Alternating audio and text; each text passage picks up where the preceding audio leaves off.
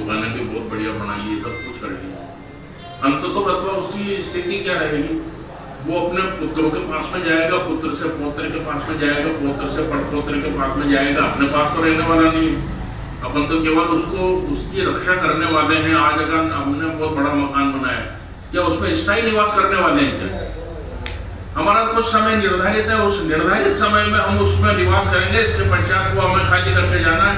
ये पूरी दुनिया को ही धर्मशाला कहा गया है, तो अपना मकान तो फिर धर्मशाला का एक कमरा हुआ, उस कमरे में कहां तक रहेंगे?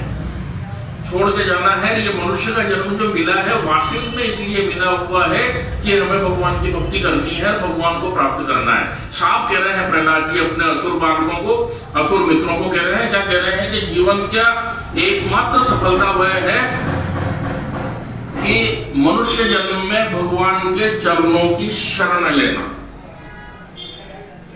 ये सबसे बड़ी सफलता है। अगर हमारी ईश्वर में सच्ची श्रद्धा है, देखो दो प्रकार की बात होगी। एक तो भगवान की आराधना किसने की? पिताजी ने भी की ना। ब्रह्मा जी की आराधना की, हिरण्यकश्यप ने ब्रह्मा जी की आराधना की, घोर तप किया। और इधर प्रहलाद जी ने भी स्मरण भक्ति से चालू कर ली। तो दोनों में क्या अंतर है? उसने मांगा, क्या मांगा कि मैं मरू ही नहीं, इंदा या मरू न मां मान लो, ऐसे मरू न वैसे मरू न ऐसे मरू न वैसे मरू, लेकिन मरना तो निश्चित है। तू कितनी शर्तें लगा ले मरने की, लेकिन फिर भी तुझे मरना तो पड़ेगा, तेरी शर्तों से कुछ भी होने वाला नहीं है। और प्रहलाद जी निस्वार्थ भगवान की उपासना करते हैं, भक्ति करते हैं। तो भक्ति महत्वपूर्ण है। आपकी योग और साधना जो है कर रहे हैं आप, ये महत्वपूर्ण नहीं है। भक्ति कहां से उत्पन्न होती है? अंदर से उत्पन्न होती है। आपके अंदर की अंतरात्मा से आप उसको बढ़ावा दे सकते हैं कि ये भक्ति है।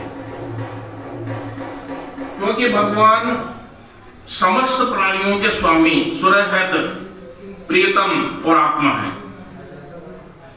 भाइयों, प्रहलाद जी कह रहे हैं अपने मित्रों से, क्या कह रहे हैं? भाइयों, इंद्रियों से जो सुख भोगा जाता है वह तो जीव चाहे जो भी योनि रहे उसमें सर्वत्र वैसे ही मिलता रहेगा।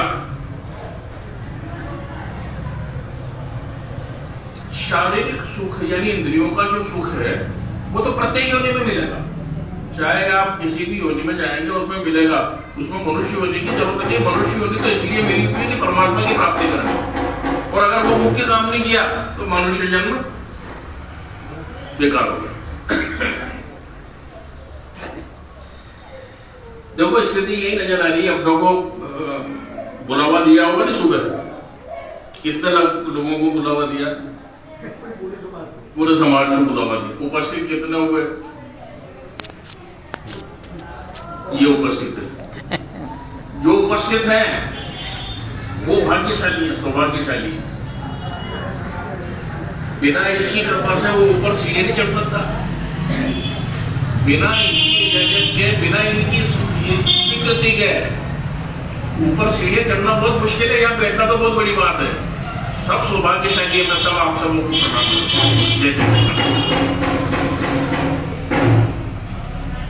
तस्मात् सर्वेषु भूतेषु दयां कुरुते सोहृदयम् आसुरं भावमुच्चन् यथा तुष्यति।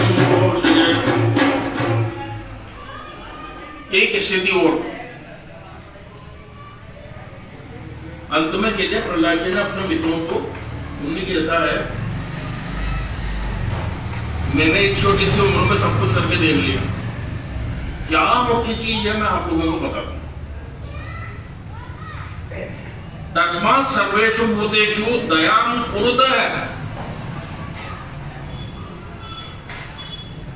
राक्षस और क्या है? ये असुर जो है ना, दया नहीं करते हैं, किसी की हत्या करते हैं, किसी के क्या, जैसे रावण था, रावण और कुंभकर्ण ने कभी किसी के ऊपर दया करी क्या? वही तो है नहीं भी। उसी योनि में पैदा होने वाले प्रहलाद जी जो कह रहे हैं अपने मित्रों से, क्या कह रहे हैं कि इसलिए तुम लोग अपने दैत्यपने का, आसुरी संपत्ति का त्याग कर दो। असुर से देवता बन जाओ तो तुम फायदे में रहोगे। भगवान विष्णु की आराधना करो, समस्त प्राणियों पर दया करो।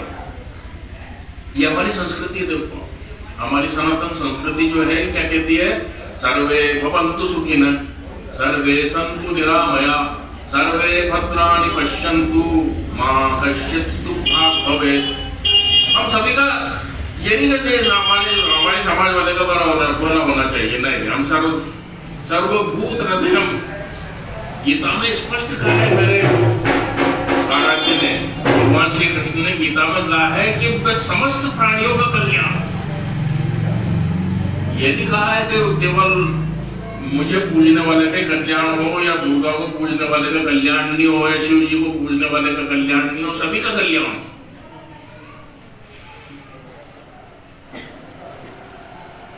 असुर बालकों को कहते हैं कि आदि नारायण अनंत भगवान के प्रसन्न हो जाने पर ऐसी कौन सी वस्तु है जो नहीं मिल जाती, यानी समस्त वस्तुओं प्राप्त हो जाती है अगर भगवान नारायण प्रसन्न हो गए। बहुत सारी लंबी चौड़ी कथा है ये।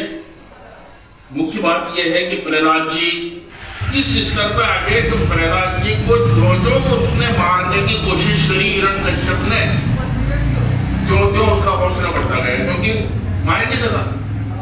अब क्या प्रयत्न बाकी रह गए, जो समझ लो सारे प्रयत्न हो गए। बुलाया उसको, उन्होंने क्या, आ जा।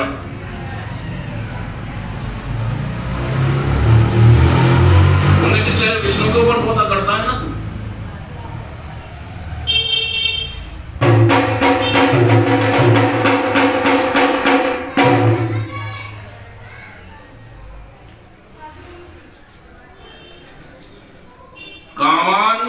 काम्यते काम्यन महति पुरुषः स वे देहस्तु पारक्यो भंगुरो यात्युपैति च। इस मनुष्य लोक में सकाम कर्मों का जिस शरीर के लिए भोग प्राप्त करना चाहता है वह शरीर ही पराया चार भूतों का भोजन। तब शरीर के बारे में बताया। एक चीज और रह गई थी, इसको देख लो आप, कि ये शरीर जो है स्पष्ट लिखा हुआ है कि ये किसका भोजन है, श्यार और कुत्तों का भोजन है शरीर।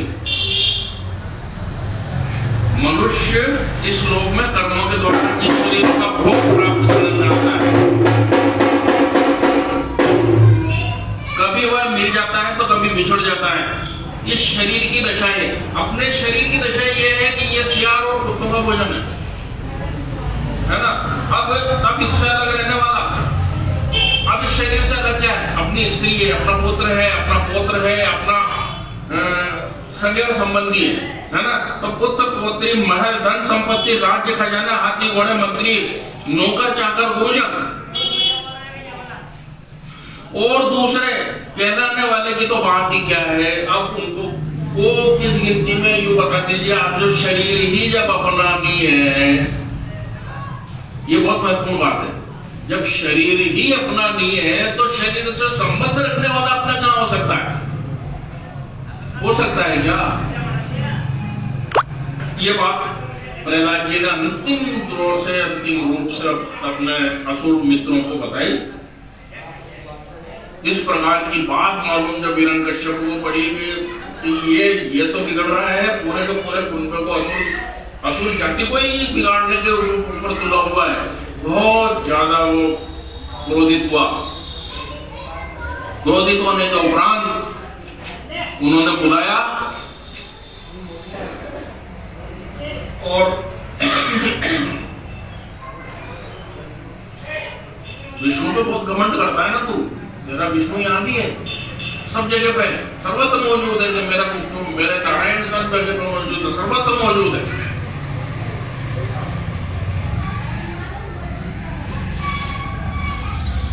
प्रहलाद को मारने के लिए दौड़ा, इस खंबे में भी, हाँ इस खंबे में भी, इस खंबे में भी तेरे गदा से जैसे ही भीषण प्रयास उस खंबे पर किया तो भयंकर गर्जना के साथ में भगवान नरसिंह प्रकट हुए। बोलो नरसिंह भगवान की जय। विकराल रूप, आधा शरीर सिंह का, आधा मनुष्य का, भयंकर गर्जना करते हुए हिरण्यकश्यप को पड़ गया। ये क्या है? न नीचे धरती पर मरूंगा ना आसमान में मरूंगा, अपने पैरों पे बिठाया, ना अस्त्र से मरूंगा ना शस्त्र पे बैठूंगा, ना नाखूनों से मार, ना दिन में मरूंगा ना रात में मरूंगा, संध्या का समय, ना अंदर मरूंगा ना बाहर मरूंगा, दिल्ली पे लेकर के आगे सारी शर्तें पूरी करी। जितनी शर्तें थी उन सब शर्तों को भगवान ने पूरा किया और उस दुष्ट राक्षस का शरीर को विदर्ण कर दिया। बोल नृसिंह भगवान की जय, भक्त प्रहलाद की जय। बहुत क्रोधित हुए, भयंकर क्रोध में भरे हुए थे, विदीर्ण कर दिया, पूरे शरीर को छिन्न भिन्न कर दिया, क्रोध शांत नहीं हुआ। हिरण्यकश्यप का प्राणांत हो गया, समाप्त हो गया, खत्म हो गया। लेकिन नरसिंह भगवान का क्रोध खत्म नहीं हुआ। देवता स्तुति करने लगे, ब्रह्मा जी स्तुति करने लगे, किसी से कोई फर्क नहीं पड़ा। लक्ष्मी जी को बुलाया, उन्हीं के संभालो, स्थिति खतरनाक है। लक्ष्मी जी दूर से देख के प्रणाम, मेरे बस का रोग नहीं है। सबने प्रयत्न कर लिया, उन्होंने की ये तो ये रूप पहली बार। कल सौभाग्यशाली हम शादी में गए थे, कहाँ रुके थे अरुण जी? नरसिंह मंदिर में। शादी थी, शादी कहाँ थी? नरसिंह मंदिर में शादी थी। मुझे बहुत प्रसन्नता हुई, मैंने कल तो नरसिंह भगवान की कथा करेंगे और आज नरसिंह भगवान दर्शन दे रहे हैं, क्या बात है। तो बहुत प्रेम से 3-4 दिन तक अरुण जी वही नरसिंह भगवान के मंदिर में रहे और इनके भाणेज की शादी थी अपने, वहां बड़ा आनंद किया। तो नरसिंह भगवान का क्रोध शांत नहीं हुआ। सारे प्रयास करके देख लिए, देवताओं ने स्थिति करके देख ली, ब्रह्मा जी ने करके देख ली, लक्ष्मी जी दूर से ही सरक गई, उन्होंने की मेरे बस का रोग नहीं। ब्रह्मा जी ने कहा कुछ तो तरकीब करनी पड़ेगी। प्रहलाद जी को बुलाया, उन्होंने बेटा तेरी वजह से क्रोध है, तू ही जा, कोई समझाएगा तो समझ में आ सकती है, वरना ये तो बहुत मुश्किल है। गए, प्रहलाद ने प्रणाम किया, प्रहलाद को अंक में भरा, गोद में बिठाया, उनका सिर चाटा, धीरे धीरे क्रोध समाप्त हुआ। प्रहलाद जी ने स्तुति करी है, वो स्तुति बहुत, श्रीमद् भागवत में प्रहलाद जी की स्तुति बहुत विलक्षण है। प्रहलाद जी ने भगवान नरसिंह देव की स्तुति की, धीरे धीरे नरसिंह भगवान का क्रोध शांत हुआ।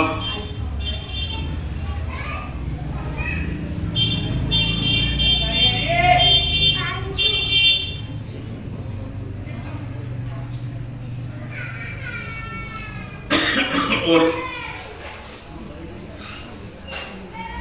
नरसिंह भगवान ने कहा कि मांग पुत्र, मैं तेरे से बहुत प्रसन्न हूं, मांग, जो तेरी इच्छा वो मांग ले, आज मैं तुझे सब प्रदान करूंगा। प्रहलाद जी बालक है लेकिन बहुत बुद्धिमान है। आप कल्पना कर सकते हैं क्या मांगा होगा उन्हें कि मैं मांग रहा हूं, मुझे मांगने की इच्छा ही पैदा नहीं हो करती। मुझे ऐसा वर दीजिए कि मुझे कभी मांगने की इच्छा ही नहीं हो करती। मैं तो तुझे बिना मांगे, यानी मांगना तो तुझे पड़ेगा ही सही, देना। सुनने के अच्छा आप देना चाहते हो तो मेरे पिता ने आपको बहुत कष्ट दिए। देखो भक्त की महिमा, देखो आप, जो मेरे पिता ने आपको बहुत कष्ट दिए उनको माफ कर देना, उनको सदगति देना। जैसे तू जैसे पुत्र जिस कुल में पैदा हो गए, तेरे पिता की क्या बात कर रहा है? 21 पीढ़ियां नरकी तेरी, तेरी 21 पीढ़ियां, 7 पीढ़ियां तेरे पिता की, 7 पीढ़ियां तेरे माँ की और 7 पीढ़ियां तेरे मामा की तर गई। तुझे कहने की जरूरत नहीं है, तेरे पिता को सदगति मिल गई। ऐसे भक्त प्रहलाद जो पैदा हुए, यानी भक्त शिरोमणि भक्त प्रहलाद जी का जिस प्रकार से हम स्मरण कर रहे हैं, उन्होंने कहा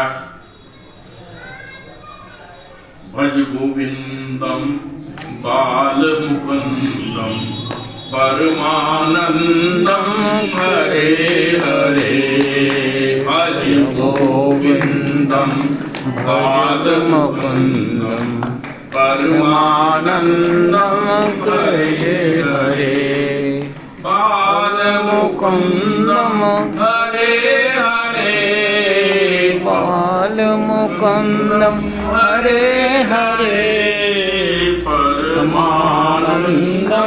हरे हरे हरे गोविंदम बाल मुकुंदम परमानंदम हरे हरे परमानंदम हरे हरे।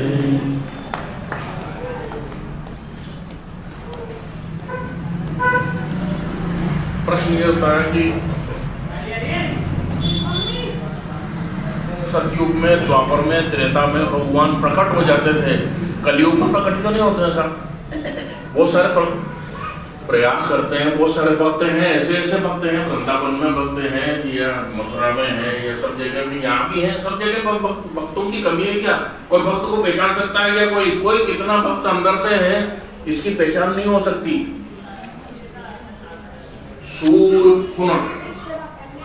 सूर अनेक फिरे कन मांगत, पै पद सूर सो स्वाद कहाँ।